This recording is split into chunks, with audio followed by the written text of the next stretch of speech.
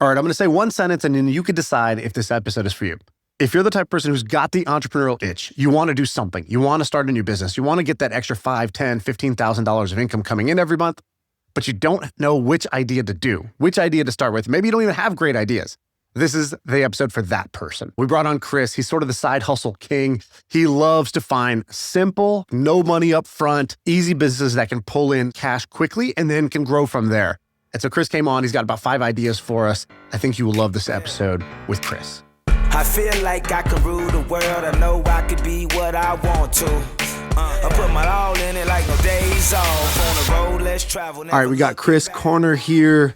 You are back because you have an absolute pipeline, an absolute full stack of business ideas at all times. Like, you know, what's the open carry? He's open carry with business ideas. If people haven't seen it, you got a great Instagram channel and YouTube channel podcast as well, where you talk about different business ideas. And so that's what I want to do today. Dude, I have so many. It's not Friday, but I feel like we need to call this No Filler Friday because there's no filler today. All stuff, no fluff. All right. I have a friend who I want to ask you this question on his behalf. I have a friend who is a real estate agent. And he does well. He makes, I think, let's call it $250,000, $300,000 a year. Been doing that for 10 years. But he's bored. And he wants a little more scale. He wants a little more, he doesn't feel a sense of progress. You know, people always want a sense of progress. And so he feels like, it's pretty hard to scale what he's doing there. He's always poking around at, should I buy this vending machine? Should I do this side hustle, pressure washing, whatever it is? Where does your head go as like, look, if I was trying to help you get off the real estate path and maybe have a more entrepreneurial path, what do you tell him? I would tell him to start reselling. Reselling like Costco liquidation items or government liquidation items. So you spend $200, you get what's called a resale certificate, which tells the government, I don't need to pay sales taxes on this because I'm passing it on.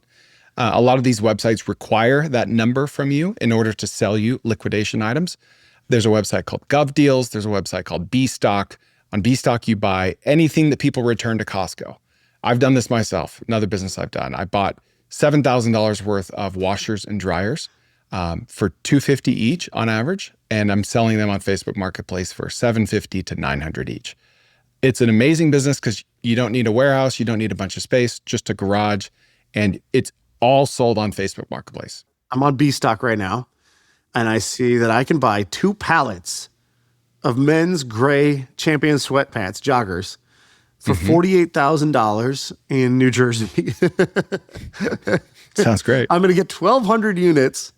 What's the price? So 48,000. I get 1,200 units. $40. That's not even a deal. What's going on? Oh, wait. Oh, no. That's the retail value. Yeah, okay. That makes more sense. I can buy this for $7,000. So I can buy it for $5 a pop. And it's saying that the standard retail value of this would be $40 a pop. And so you're saying you're going to go buy, you probably wouldn't buy sweatpants, is my guess. But what would you be looking for product category-wise?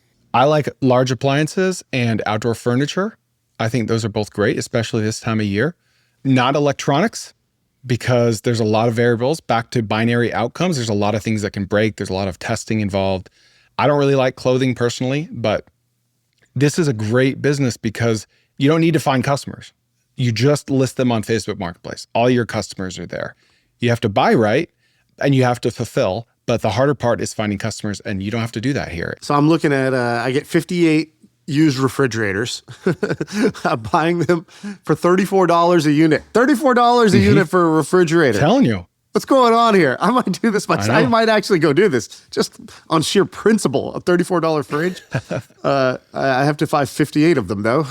And then, you go to Facebook Marketplace and you go look at what the fridges are selling for. You look at the volume and you look at how much the price point is. And so you're trying to find. And you do that before you buy them. Of course. Before I buy, I'm going to go check out. And you're looking for probably 2 signals. One is a price signal. So what is the going rate for these things? And then how do you get a sense of, is this going to move? You watch it for a week and you see if they move. You message the seller. What do you do? You literally list it before you even bid on it. And then you just ghost people just to understand. Yeah, and then if they're like, all right, I'm ready to come get it, you're like, actually, I haven't bought it yet, which is fine. You're being honest, but you're getting signals, ish. You're getting signals from the market before you take any risk that there's enough demand for it at a specific price point. And it is amazing what people will buy on Facebook Marketplace. My sister is moving right now, and they're listing like here's a hat. Here's just like an old hat. Like it's just a baseball cap. And the guy drove 45 minutes to get a free cap. This is like, here's one drawer.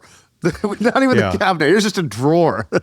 Somebody will go pay $7 for the drawer. It's unbelievable, the amount of like liquidity in the Facebook Marketplace. It's unreal. I know. Well, but the annoying thing is listing all this stuff. It's tedious. But I just saw this TikTok of a guy that used Claude Cowork. He just took pictures of all his stuff. He uploaded it to Claude. He said, here's my stuff. Research what it costs. List it. Talk to people on my behalf. Here's my calendar availability. I don't care when, as long as it's open, have people come to my house and pick it up. And he did. He sold like he was moving. He needed to sell everything in his house, and Claude sold all of it for him. So like that, even the tedious part is now fixable. That's kind of amazing, actually. You can tell it to do the whole thing. You can say, hey, go look on Bstock, create fake listings, decide which one is going to be the most profitable for me, and then run the whole process. There's no reason that, ClaudeBot couldn't do that. No, totally. 4 pallets of denim onesies we could get. $2 a unit. Sounds like a deal. All right, this is a very addictive website. This is very fun. I got to get off Bstock right now, otherwise I will lose my afternoon. Hey, real quick, if you like this episode of Chris and you want more, he's actually agreed to give away his entire database of 200 business ideas, just like the ones he's talking about on this podcast. And he's giving it away for free. So if you just go to the QR code that's on the screen or the link in the description below, you can get his database of ideas. And these are like his blueprints for companies that he thinks can work. And this guy's done it before. He's built a bunch of businesses that are successful. So go ahead, take advantage of this resource. And now back to this episode. All right. So reselling is where you tell him to start. And you'd say that's the right place to start because what? You're optimizing for low risk? Because that's a lot of work. Yeah. I don't know if I kind of implied, I was like, my friend's kind of looking for a magic bullet, like just one thing I do that's going to work really well. If I told him, hey, get out there and hustle, he's like, well, I know that. I've been trying to avoid that part. What's a business that's like more of a business and less of a garage sailing side hustle? Probably implementing AI into small businesses. Like we talked about this last time. We might have talked about it the first time, and we'll be talking about it in years because, there's 800,000 management consultants in the United States. That's management, right? Almost 1 million people that are just management consultants. In 5 years, Shaan, how many people will be AI consultants? Like to small, medium, large, any size business? Every single small business, well, not even small business, large and small business, is right now AI curious, AI hungry, and AI clueless at the same time. Those 3 things, if you're curious and they're certain that it can help, they don't really know how, they don't have the time, and they're not as tech forward as somebody who just eats and breathes and stuff. Like that combination creates a ton of opportunity. But that's a still pretty broad picture. What's a more focused point of attack for something like that? You go to your Chamber of Commerce and offer to give a free tutorial on AI. Teach them what Claude is. Seminar. Good prompting skills. Yeah, for free. Vibe coding. And then you've got your buddy in the back with a clipboard and you sign people up for AI audits. So you use the free seminar to get one foot in the door. You get the free audit to get your second foot in the door. And then by that point, you're an AI god to them. You're a genius. And you're the only AI genius that business owner knows. Right. At that point, it's take my money. Have you found a repeatable use case where you're like, okay, maybe it's for one class of business like dentists or lawyers or restaurants or whatever, or it's just a repeatable solution. So it's like, oh, pretty much every business needs this thing that AI can do for them, right? When the internet started, every business kind of needed a website, but it was just starting from scratch. Nobody had a website by definition at the beginning. And over time, everybody ended up getting a website. So you knew that like just making the website was like the killer app. It was like the killer service that everyone would need once. And then you could sell it to them, and you could maintain it for them and do whatever for them, going forward. Okay, what's the equivalent of that in today's world with AI? Voice agents. Pick up the phone, answer the phone for you. Yep, and then chatbots second, kind of a distant second. Voice agents are really good. The latency is not that bad at all anymore because the LLMs are smart enough to only be trained on your content, your data. So it's not like anytime a customer says, what are your operating hours? It doesn't need to go like read the whole training manual, right? It just answers immediately. So AI voice agents are like the best foot in the door for small businesses right now. That's cool. I like that. It would be very interesting to hear from people who have done this. If you've done this, reach out, because everybody's kind of talked about this idea of like help businesses implement AI. I think Mark Cuban is like, hey, if you're a kid, if you want to be successful, go help businesses implement AI. I think it's like obvious. However, I haven't heard a ton of stories. Maybe this is just me not being kind of looking for it, but I haven't heard a ton of stories of the specifics around this. And I'm always curious more about the specifics than the general. So for example, I saw this AI tool that was for med spas. And they were like, look, every med spa offers, I'm a little out of my depth here, but every med spa is basically offering some sort of beauty service to somebody. So somebody's going to come in, they look one way, they want to look another way, and they have to believe that the med spa will get them from A to B. That's all a med spa has to do for them. And so what people were trying to do was figure out how can you, through whether it's AI voice agents, a tool on your website, a quiz, and upload your photo, and I will show you the result of this product on your face, right? Like something like that. That's a pretty killer sales app for every med spa. And so going into med spas specifically and just being like, cool, here's what we're going to do. We're going to make it where right now 95% of your curious and interested customers don't develop enough confidence to go forward. And we're going to build basically like a little sales tool for you that lives on your website that gives the customer the confidence that when they, it opens up their webcam and then it scans and then it says, hey, we think you're a good candidate for XYZ. Here's some photos of before and afters, right? Like whatever it is, some version of that. And if you can go get, 500 to 1,000 med spas, because they all have the same need, right? Like they're not, this is a universal need for all 10,000 of them. And you go get 500 or 1,000, let's just use 1,000 med spas that are going to be paying you, $50, $100 a month. So now you're doing $50,000, $100,000 a month off of, finding one specific pain point for one specific type of business where off-the-shelf AI can actually solve their problem. They're just not aware of it and don't know how to implement it. Yeah, so I can think of two specific examples. One of them for medium-sized businesses and one for small businesses. The medium-sized business guy I interviewed on my podcast, The Corner Office, last week. This dude was name-dropped by Amjad, the CEO founder of Replit, on the Joe Rogan show. So Amjad goes on Joe Rogan and he's like, this guy, John Cheney, he started a business selling like custom vibe coded Replit apps into medium-sized businesses for $15,000. 15 upfront and then like, I think 1,500 per month or something like that for like one call a month. He did 2.5 million his first year, 60% net margins. This year he's going to do 8 million with 50% net margins. All built on Replit, just vibe coding custom apps for medium-sized businesses. What's an example of a custom app for a medium-sized business? What does that even mean? Yeah, so let's say you're an HVAC business with 30 crews. He's going to build your own CRM. So you're not paying like Service Titan or any of the others $4,000 a month. So immediately you get to capture the savings and you get to have your own CRM just for you. So it's not even like AI enabled. It's just a replacement CRM that's built exactly as you have always wanted it. Or like an accounting practice that builds you a communication tool or something to send P&Ls and balance sheets to all of your customers in an automated way every month. So that's like a higher ticket medium-sized business. And then another guy, he does this for barbershops. He charges $2,500 up front and then $250 a month. That's kind of like a good ratio. 10% of whatever you charge up front, you charge per month. And his pitch to the barbershops are like, hey, you're cutting hair all day, but people need to make appointments. So I'm just going to make you an AI voice agent that will answer the phone as you, for you. If they ask if you're an agent, an AI agent, it will tell them, but it won't be upfront and say upfront, that I'm an agent. Right. So it will say, all right, what time? It's just synced with your calendar and it books slots for you. So you will make more money and never talk on the phone again. That's the pitch. Make more money, never talk on the phone again. Don't lose trust with your customers, because that's like the big pushback from business owners is, I don't want a robot answering my phone. And it's like, dude, your customers need their problem solved. Whether it's a robot or you or text, they need their hair cut. So yeah, net of net, they would prefer to talk to you, but they also just need a haircut. And so they don't mind. So he just copies and pastes the same voice agent over and over because they're all barbershops. He just swaps out the name and the operating hours and makes the calendar connection. He's good to go. I like that. I like the barber. I like the barber voice agent. The niche Yeah, of the niche. why not? Were there any other fun ideas that you had on this list that you wanted to talk about? What's the Snail Mail Club?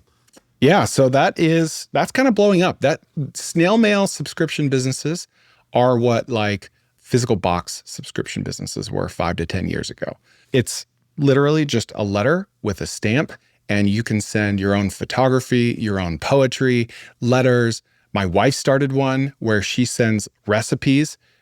It's like a cookbook club, and she sends recipes to women and they cook it. And every month has a theme, Greece, Italy, or whatever. These are exploding right now, mostly driven by organic TikTok videos. So, sorry. Explain it. So, your title of this video is "She makes $1,000 a day sending letters."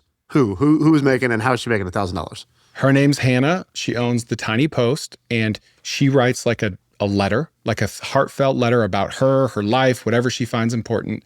And then she puts stickers in there and like handmade artwork, nothing AI generated, like it's all real, it's all physical, and that's an important part. And she just like is documenting her life and sending things that are important to her to, I think like 6,000 to 7,000 women every single month. And they love it. And her churn is like 2%. Beautiful pink envelopes. Nailed it. And she's just writing about her life, and people are paying to receive these letters? Yes, $10 a month, 70% gross margins, 30% net.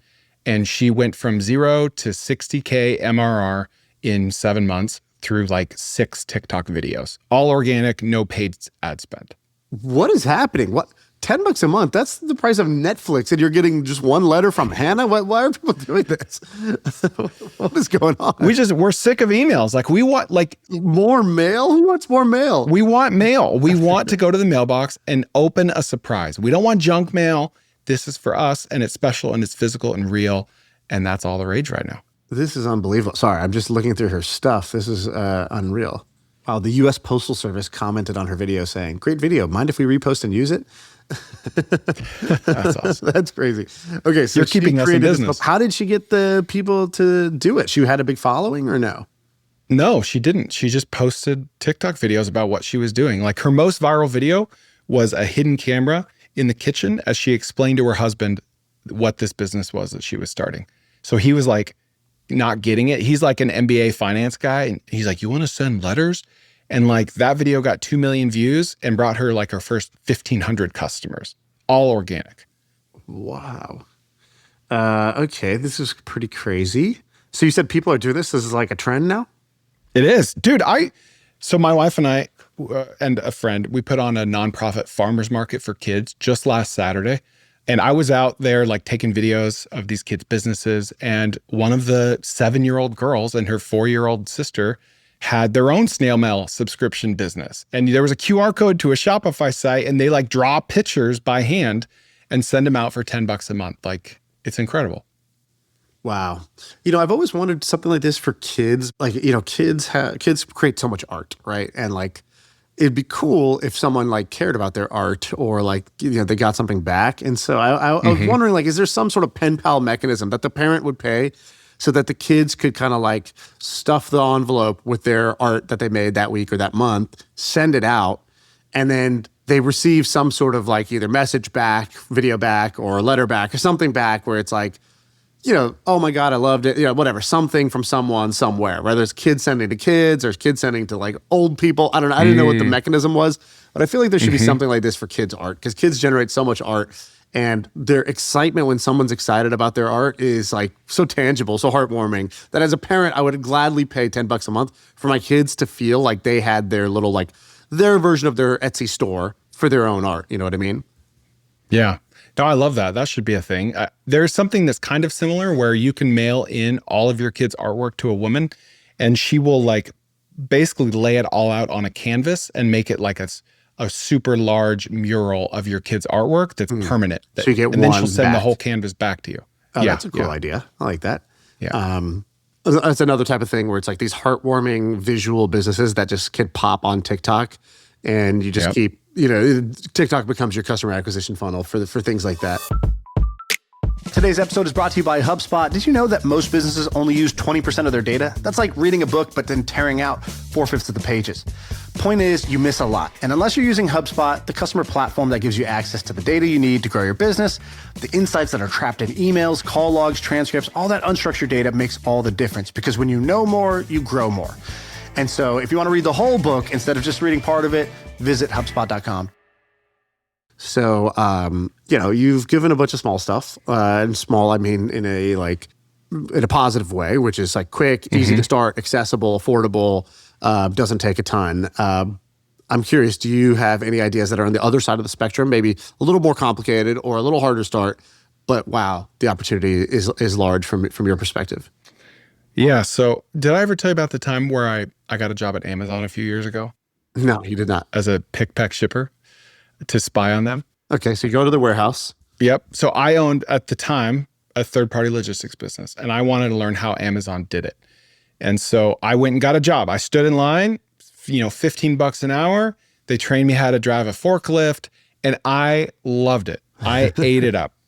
In the trainings, everyone else was like half asleep, and I'm like, okay, what about this? And like my manager was like, oh, you're going to be a manager here. You're management material. And the whole time I'm like, dude, I'm like a secret spy. But I walked away with an idea that I think could be $1 billion idea. And that's providing food to the 3 or 4 million Amazon. It doesn't have to be Amazon, but Amazon warehouse workers.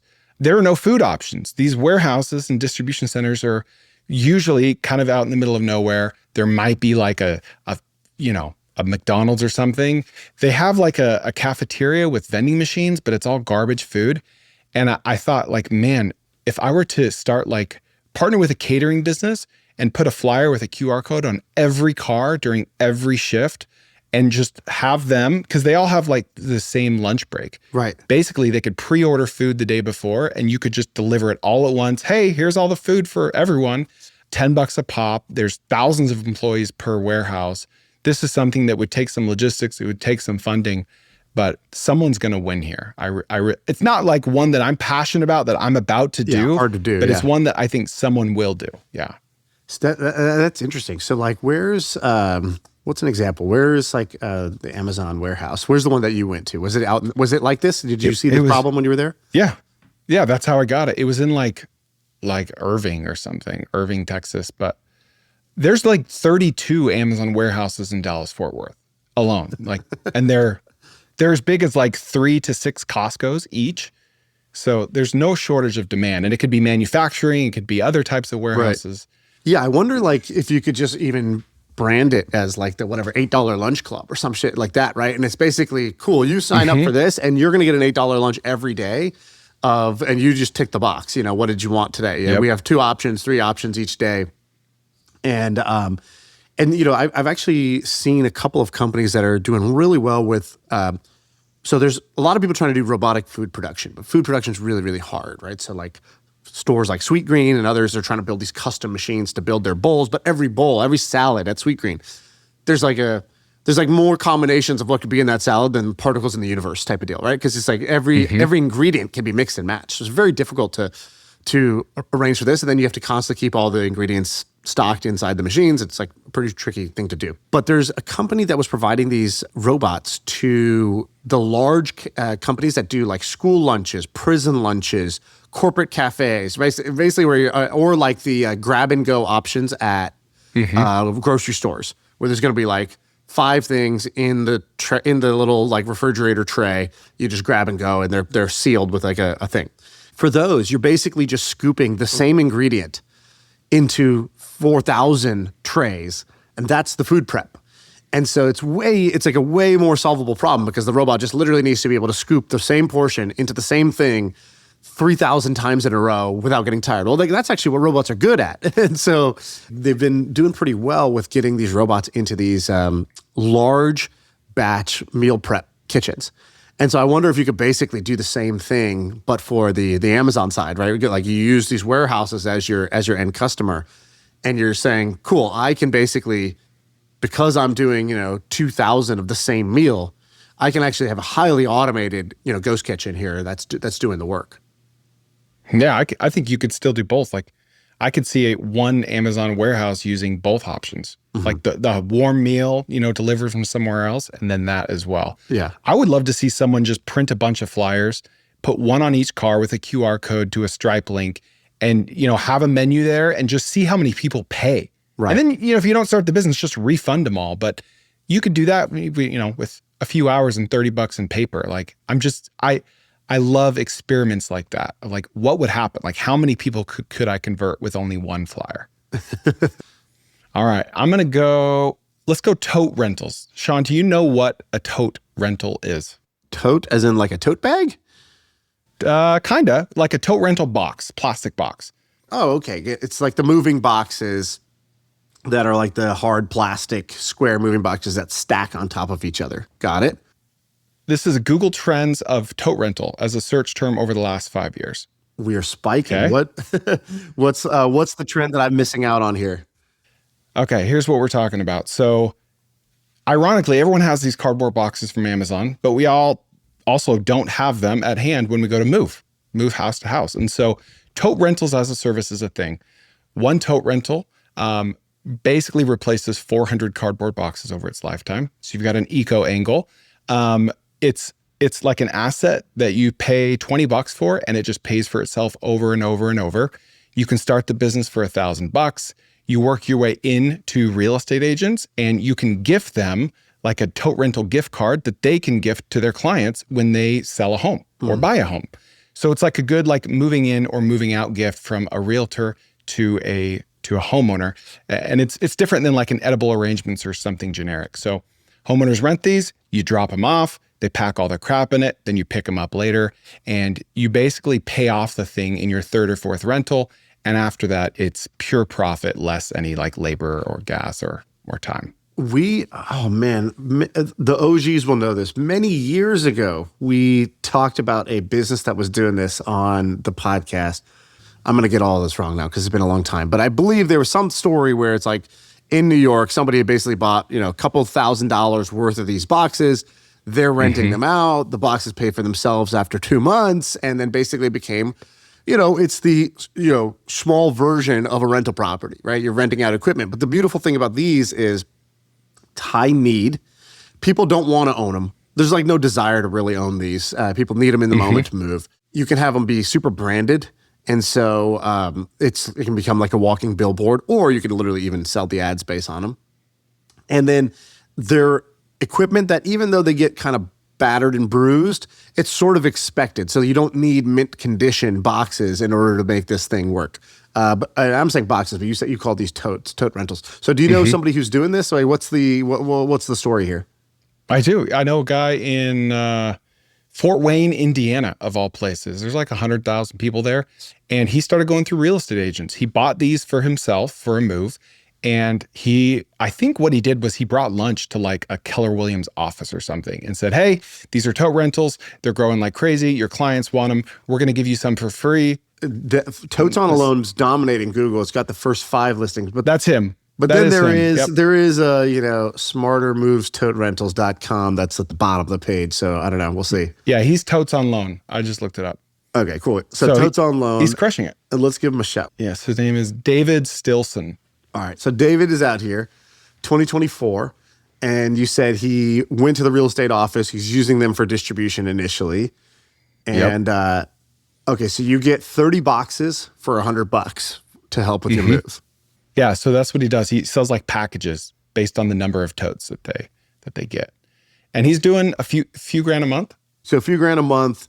And do you think this is, hey, this is the type of business that's great, just side income, but going all in on it, maybe the juice isn't worth the squeeze? Or you think, no, it's just a matter of time till that's $15K, $20K a month? Yeah, I think it's one of those businesses that's great as either or. It's a perfect side hustle because you can keep your full-time job. It's only a few hours a week. What I love about it compared to other like rental businesses, like a bounce house rental business, is with that, those things are freaking heavy. You got to roll it up. You got to lug it out there. You have to set up the bounce house. You often have to leave someone there to babysit to make sure kids don't break a leg. And it's just a pain. But these, you just drop it off on the driveway and you come back and get it. So very, very low time investment. Okay. All right, tote rentals. And why is this exploding on Google Trends right now? Why would this be going up? Is it, moving's not going up? It's just the rental aspect? Or why do you think it's spiking right now? It's like with any of these business ideas, they just have their moment. Like 5-10 years ago, it was pressure washing, like roof cleaning, stuff like that. It's just having its moment. And I think it's a matter of education. Like most people would prefer to use this than to have like missized or misshapen cardboard boxes that collapse. They've got to go like scrounge them behind a grocery store or beg their friends in a Facebook group or like save their Amazon boxes. Like it's just a better experience when you consider everything. Oh, dude, if you are using cardboard boxes and you're moving and just the amount of setup of each box, taping of each box, labeling, it's ridiculous. You're wasting half your time there. All right, I like it. What else you got? What's next? All right, so let's go wall printer. What do you know about wall printers, Shaan? Wall printer as in, yeah. You got to give me a few more words. All right, so picture like a 3D printer, except it's on rollers and you bring it inside a retail store and it prints like images on a wall, like a large mural or something like that. All you do is upload a JPEG. I'm watching it now. So it's literally like a laser printer, but instead of printing on a piece of paper, it can go like a full wall of a building and it's printing. Like this video you have here is like it's like a corporate office where it's printing a timeline history of the company on a wall. Like you would walk into the office and see that. Okay, so I see this. Tell me more. So any business could use one of these. Let's say it's a boring corporate office. They want to spice it up a little bit. Let's say it's a restaurant. Like what restaurant wouldn't want an inside or an outside mural? Like any business, you name it, any business. And like the tote rentals, this is kind of an educational thing. They didn't know it was possible, or they were paying some local artist like $3,000 to paint this because it took them like a month, right? This replaces the local artist. Sorry, local artist, not sorry. But a 5'8" wall to your cost. If you own the printer, which you can get them for between $4,000 and $16,000, you can finance them for like $50 to $150 a month. A 5 by 8 foot wall costs you $8 in ink, and you can sell for that for about $800. So literal 99% gross margin. You don't need a retail space. You don't need a warehouse. You can keep it in your garage, in your closet at home. You just roll up, upload the JPEG, start printing, pick it back up. Well, okay. AI is telling me that these units cost $35,000 to $65,000. I'm guessing those are more heavy duty versions of these. It depends on how high you want to go. That's kind of the differentiator, and on the quality of the machine. If you want to go like, if you're doing like a high school gym, right, putting like the basketball team on there, you're going to need a more expensive one. But that's a smaller market. And I'm guessing you can also upcharge for the graphic design that you're going to print, because they may not have it. And you could be like, oh yeah, we will lay this out. We'll give you we'll do all the designs for free. You just pay us to print it, right? Like, and you could maybe like do a little bit of spec work with that, because you might have templates. Like in this example you showed, it's a corporate timeline. Cool, that's a template. Values, that's a template. The menu, that's a template. Whatever. Like our About Us, founding history, that's a template. And you just basically say, hey, look, I put your brand in this. And you could kind of automate that now with AI. So, just go to their website, pull their About Us, put it in our About Us template, send it to them as like a, hey, I was at your store. I thought you could put, interested in putting this on the wall. Is it outbound, do you think, for this? Or you think there's going to be enough inbound? I don't think people know wall printing as a thing to go search for even. Yeah, that's kind of like tote rentals. I mean, you want me to show you the Google Trends on this? In the spirit of a full disclosure here, there's the Google Trends. People are very similar. They are. This is very visual. It's like pressure washing was 5-10 years ago. It's fun to watch. You get the time lapse of it, and it's perfect for short form video. So that's what you do. You just post organically.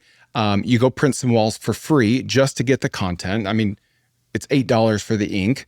And then you just post it. And then whatever organic pieces of content pop off, you just push paid ad spend behind that to a simple lead form, and you close it. You might even be able to do, like, just to get this business off the ground, go knock on 100 doors, go to 100 businesses and see what you can do. You could take a binder of your portfolio, do a couple for free, then do a binder portfolio and see what you can get going. Or even before you do your own, Just take images off Instagram of what other people did, and go around and say, "Hey, would you want this?"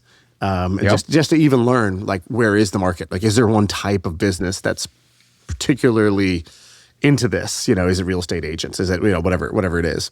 If you go to their website, if you go to thewallprinter.com, the company that sells these machines, the headline, which is just so funny to me, it just says, instead of saying anything about their product, the headline when you hit the website says, "Those who never take risks will always work for someone who has."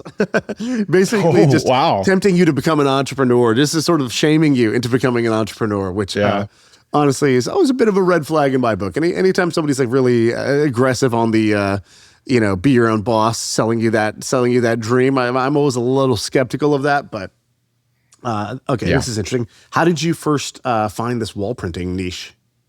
I saw an Instagram video, and honestly, this is one of those businesses where you don't need to buy the thing and then like hope and pray that you find customers. You can start posting other people's videos and say stuff like, "This is what wall printers can do," instead of "This is what my wall printer did." Or you just go post a Facebook Marketplace, generate some leads, throw up an AI generated website, get some leads. Then once you have like some bookings or something, then you go finance a machine. So you've given out 2 ideas so far that I would call like white belt businesses. Is this the way, basically businesses you can do as a starter business that doesn't take a ton of capital, ton of time, ton of skill. You don't need a big network, and you can do these to get to that kind of $2,000 a month, $5,000 a month, $10,000 a month, and start getting that money rolling in and really get in the game as an entrepreneur. Is that the right way to frame the ideas that you're drawn to or that you like to share about? Like, what? Give me, like, draw a box. Yeah. What is the label of the box of these ideas? So all of my ideas are run through like my own personal filter, which is I've started over 80 businesses, and I've learned what I hate, what I love, what most people hate, what most people would probably love. And I like to call those binary outcomes, binary outcome businesses. And that is a business that is just simple. Like you put X in and you get out Y. A custom home building business is not that. A home cleaning business is not that. I want a business where it's just a very clear defined value that you add, and then you get paid and you get a 5-star review. That's like one of my filters. The other one, which I heavily bias towards, is approachability and affordability. Last time I was on the pod, I was talking about like some backyard businesses, if you remember. Yep. Like in-ground trampoline, yeah. Yeah. And I talked about another business, which was like the guy dollhouses, kits, right? Remember that one? Yeah. And Sam was like, "Dude, that backyard idea sucks, but like I like the dollhouse idea." But like if I were to run this, you can tell I've been thinking about this in the shower like every day since, right? This is like my moment. And Sam's not even here to defend himself. Perfect. When I run that through my filter, it's like, how many people could launch a guy dollhouse subscription business in the world and be successful? And how approachable is that? That's like a count on one hand, yeah. Yeah, exactly. And like, it's not approachable. It's pretty complex, actually, like designs and materials and shipping and all that. Branding, educating the market, all of it. Yeah. Right. Whereas any dude can go rent an excavator on Facebook Marketplace and start digging a hole for a trampoline. So it's like not sexy, but it's much more approachable. And there could be 3 guys in every 30,000, person city owning that same business, which is what I love about it. So so when you said binary businesses and you said, a home cleaning business, not one, luxury home builders, not one, but digging holes for trampolines, in-ground trampolines is one. Explain the difference there. Well, why should one person be a little skeptical or weary of going into the first category, but the second category has some additional benefits? What's the difference? Yeah. So I'll speak to 2 businesses that I've actually started and not a hypothetical business like the trampoline one. Binary outcome. So I own a tree trimming business, and it's the best business in the world because we need to do one of 2 things. That's it. We need to remove a tree entirely, or we need to trim a tree, like specific branches. So we show up, this one, cool. We cut it down, we throw it in the truck, 5-star review, $1,500, right? We've never got less than a 5-star review, ever. And it's not because we're amazing operators. It's just because it's simple. Right. Conversely, I've owned a house cleaning business, and it was a nightmare. It was an absolute wreck. We were going through real estate agents because we thought, hey, they have a lot of surface area. Like they're touching and talking to a lot of homeowners on a daily basis, so they can refer out all these jobs. And then we had to get 1099s, all these house cleaners, because we didn't want employees. And so we were finding these super unreliable house cleaners. They had a vast array of equipment. They would always show up late. And sometimes the realtor would inspect the house. Sometimes the homeowner would. They had varying degrees of quality and preferences. And one would say, hey, there's a hair on my floor. And the other one didn't care. It was a recipe for 1-star reviews and for low margins and for people not showing up. And it was complex, but a complex business is fine if the juice is worth the squeeze and the margins are there or it's high ticket, but it didn't have any of those things.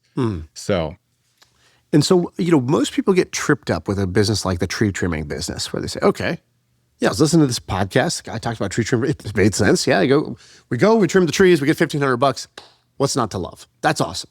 And, reality will hit as soon as I go start, Shaan's, treesandtrims.com. Go buy the domain. I'm ready. I figure out I go watch a couple videos on trimming trees and then no customers, right? And so you always have this bottleneck of, I think for most people, they don't really understand how to get their first 10, 100 customers to start getting the momentum that is required in order to get going in a business. And they sort of have all these false starts because they have an idea, they get really excited, they spend a bunch of time on the idea, but not time acquiring customers.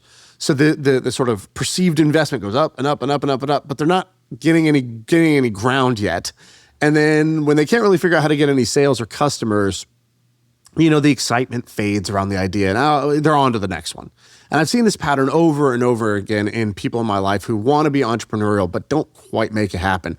And so what is your method or, let's take the tree trimming example. Let's say I'm now in a different city than you are, right? I'm over in Denver. And let's say I'm in Denver and I want to start this business. How do I use my time early on to get that initial momentum?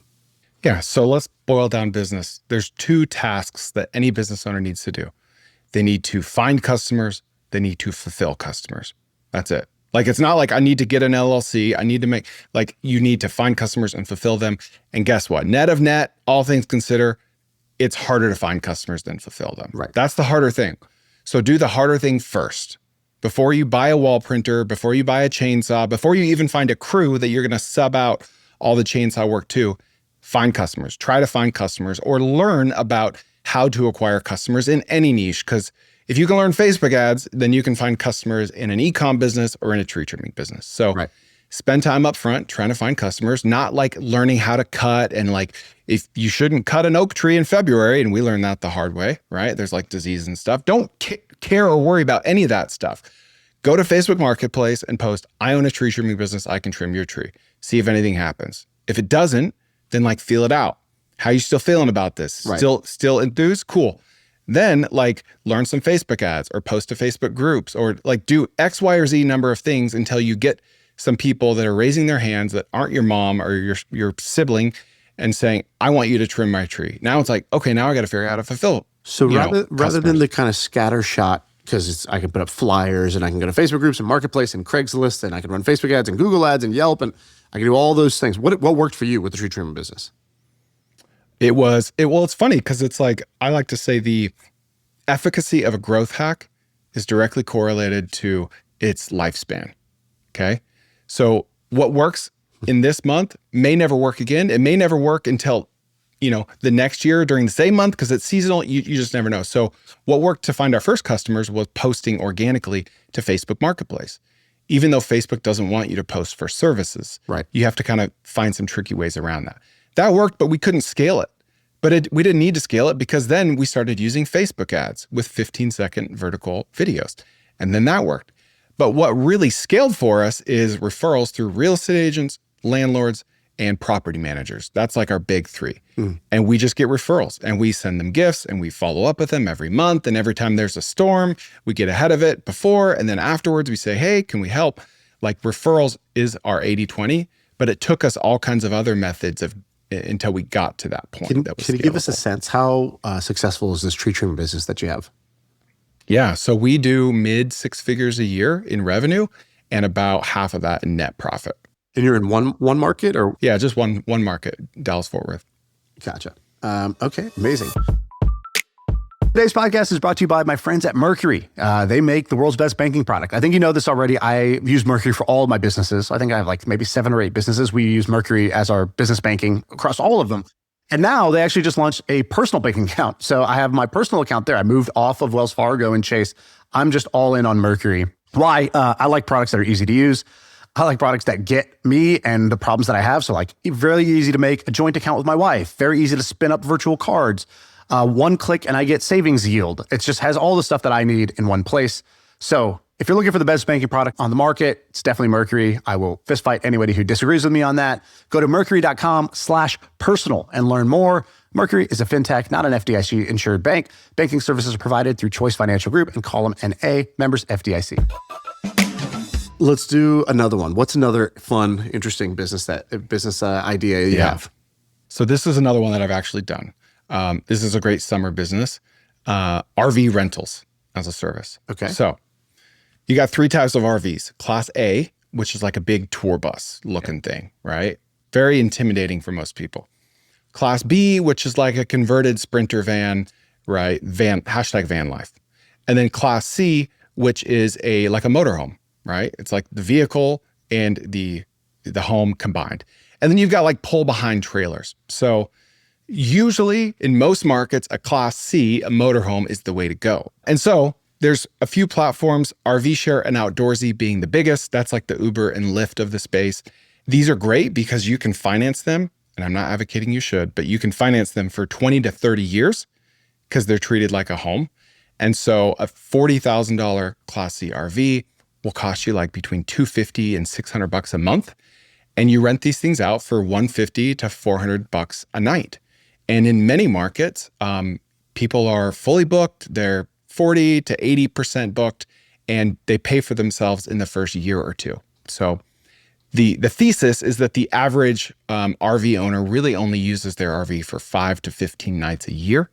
And so, it just doesn't make good financial sense for people to buy an RV, but to be on the business end of it, to buy one and use it occasionally for your family, block off your own dates, and then list it on these marketplaces that are happy to bring you customers. It's a beautiful business. I've owned this business. And what's the trick? Is it you got to be near like these national parks, or is location the key variable? What's the key variable? Like, what's the difference between 30% occupancy and 80 to 90% occupancy for these? It's supply and demand based on your unit type. So in some markets, you're going to have a lot more demand for pull behind trailers because everyone has a truck and they're all going to Coachella or something, right? In other markets, there's more demand for Class B or for Class C. So there's a very simple way to gauge what your supply and demand is. Mm-hmm. And I love this idea. And I got my MBA like 6 years ago, and obviously I'm a terrible student, so I was never paying attention. And I was researching this idea in the back of the class. And here's exactly what I did. And this works for Airbnb. It works for any sharing platform. So I would act as if I were a consumer on RV Share or Outdoorsy. And I would say, all right, I want a booking for this weekend for 3 nights for Class C. Okay. And then it would say 47 results. And then I would say, all right, 1 year from now, exact same weekend, 1 year from now, 3 nights Class C RV. So all the same filters, but the dates were a year from now. And instead of 47 results, it would say like 470 results. So it's like, interesting. All right. Because no one's booking a year out. Right. I just want to know what the supply is. Right. And what the market occupancy is. So if those numbers were true, it's like, wow, they're 90% booked for this unit. Let's do the same search for the same dates, but with Class B. 13 results this weekend, 20 results a year from now. It's like, oh, okay. Class A. And then I just made a Google sheet of all these things. And I did this for like 2 hours in the back of my class. And at the end of it, I was like, in my local market, which is North Dallas-Fort Worth suburbs, it was screaming to me, Class C RV, it's got to have like 6 to 9 people, yada. And we don't live near national parks. Like Texas does not have good state or national parks. It's just people want a machine. So I went so far as to reach out to these platforms and said, hey, I just did this research. Here's my Google sheet. Does this vibe with what your research shows? Because they see it all. And they want me to buy units to rent them out on their platform. So they reached out and they're like, how did you figure this out? This is exactly matching like what our research shows. People just need to buy Class C RVs. And I was like, I just ran searches on your website. So all that said, anyone could do this in any market to find out like where the supply and the demand is. And then just best principles apply. If it's just take good pictures, good description, be hyper responsive, and you'll win. Right. Yeah, it's actually pretty clever, the kind of looking a year out versus the current availability in order to figure out how much booking, how much the total supply is booked, because you'd just rather be in an environment where there's just a lot of demand, right? And you can also look at reviews and you could do other things like that. But like you said, that works for Airbnb, that works for RV share, that works for any kind of like sharing economy type of service. Yeah, it works on Turo. I did it with like a Cybertruck and learned like, holy crap, there's way too many Cybertrucks on Turo. It's just not a good investment. But this is a great business because it's a perfect side hustle. Like if you want an RV for your family, you can have one for free. Right. Like there's your clippable moment. It's a free RV and you get paid. What I don't like about this business is the messy middle. Like you either need to own one RV and kind of do this a little bit on the side to make some extra money, or you need to own 10 plus and then just outsource everything. Hire a person, like, go to like an RV rental or an RV storage lot, spend $150 a month to keep them not on your house and set up systems, take YouTube videos so people can know like how to clean it, how to check in, how to check out. Like the worst thing you could do here is own like 2 to 4 of them because your life is not, it's not fun. Yeah, that's kind of my read on actually the majority of these businesses, which is the juice is not really worth the squeeze. There's a reason I called them the sort of white belt businesses, and that's not meant to be derogatory. What it means is you need a starting point as an entrepreneur. Everybody starts somewhere. And, if you start off saying, I'm going to build Tesla, unless you are truly, truly special and gifted and unique, but guess what? Even Elon didn't start with Tesla, right? He started with a much simpler business before that. And so, Warren Buffett was, selling, he's putting arcade machine games in barbershops. Like, everybody starts somewhere. And in doing that, you learn a lot. You learn a lot about yourself. You learn a lot about generating demand, about operations, about hiring, about finance. You learn in this like kind of safe sandbox. And it's simple enough that you actually get started versus trying to go for the perfect business. You really don't even get in the game is what I've seen from most people. And so I do like the idea of white belt businesses, but however, most of them, almost by definition, are pretty bad businesses to own. And you end up working a ton. You kind of like build yourself a job is what happens, I think, in most cases. And that's in the success scenario. Of course, there's outliers, but I just wanted to say that out loud. Now, I'm curious from your point of view, what are the businesses that you see people talk about as if they're good businesses, but you're like, dude, I wouldn't touch that with a 10-foot pole? Well, oftentimes there are businesses and niches that are like really good to sell high ticket courses around. Yeah. And so it makes it seem on the surface like this is a great business when really it's like people are just making a lot of money selling you the idea that it's a great business. And there are exceptions to this, but I think one business that people wrongly assume is passive is vending machines. Like I can't tell you how many people I've heard say like, just a few vending machines and just extra $1,000 a month, just passive, just make. It sounds passive. Not passive. Sounds passive though. Yeah, sure. It's just not, those vending machines break and the credit card readers break and you have to refill them. And if snack and drink, they go bad, you have to swap them out. Is anything truly passive by that definition? No. Right? No. That's just one that it has the perception of being passive and of being amazing. And I think it is net of net a good business. It's just not nearly as good as a lot of people are selling you the idea on. Right. Yeah, for me, there's like I think your test of how many people are trying to sell you high ticket courses and how sleazy do they look is the best proxy. You can sort of I don't even need to see the underlying business. I can just tell from the landing page of the person who's trying to convince me it's a great business. And so there's these turnkey Amazon FBA businesses. And of course, you could build a great Amazon business. Many people do. But so I'm not saying there's not outliers in any of these. But man, that's a brutal business to try to go into, build these like turnkey generic Amazon FBA businesses, YouTube faceless channels, most drop shipping stuff. Like, all this is like anything that is around stock trading or any kind of trading strategy or trading course is like, literally run away. Yeah. Speaking of Amazon FBA, there are a few guys that went to federal prison over selling high ticket FBA courses. So that's public record. Because of what? What put them in jail though?